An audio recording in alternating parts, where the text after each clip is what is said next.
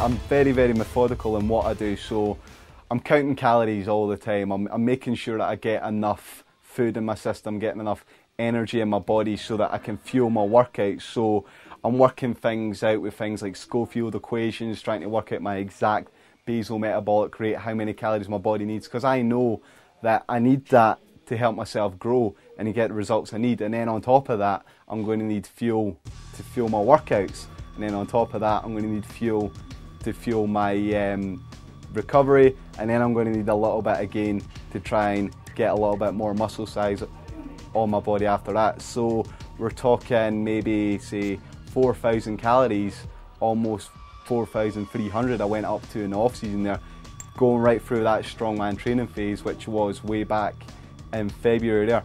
And it's all carbohydrates. I mean, it's all high carb, really, really high carb. I mean, almost 60–70% of my diet was coming from good, wholesome, clean carbohydrate sources, things like porridge oats, brown rice, sweet potatoes. I was eating a lot of wholemeal pastas, brown rice, getting tons and tons and tons of that in there.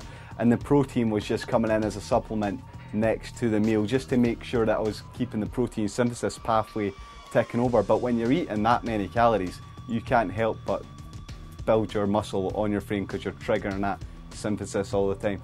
Moving on towards my pre-contest training, I had to come down a little bit in the calories because you can't eat 4,200 calories, especially when you're only on stage at 80 kilograms and you're weighing 93 kilo in off season. So something's got to give. This is my my peak week, if you like, my week where I'm trying to get myself that little bit better in the competition on stage. So what we do in this last week is we manipulate the macronutrients a little bit around, manipulate the water around so they can just peak on stage. So it is a carb depletion and a carb loading program that with a little bit of a difference, because most guys, when they go for these carb depletes and carb loads, they just get the plans off of Joe Blogs from the gym, the big guy there, and they don't base it on anything. And this is where they all go wrong, or they try things like crap loading, which has got loads of sodium in it and stuff like that, and they don't think about the potassium and they don't think about the water.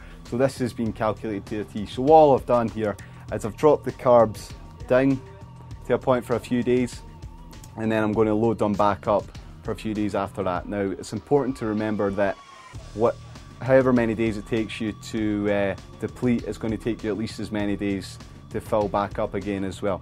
In the early stages of carb loading, your body's glycogen storing enzymes, the hexokinases, things like that, are hypersensitive to glucose. So you can fire in tons of carbs initially after that, but it sort of slows down a little bit. So it's what you would call a backloading program. So we're putting in a lot of carbs in at the front end of the loading plan, and then we're going to taper it off after that.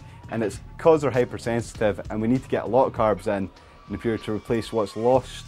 It's got to be all high glycine and then tailoring it down.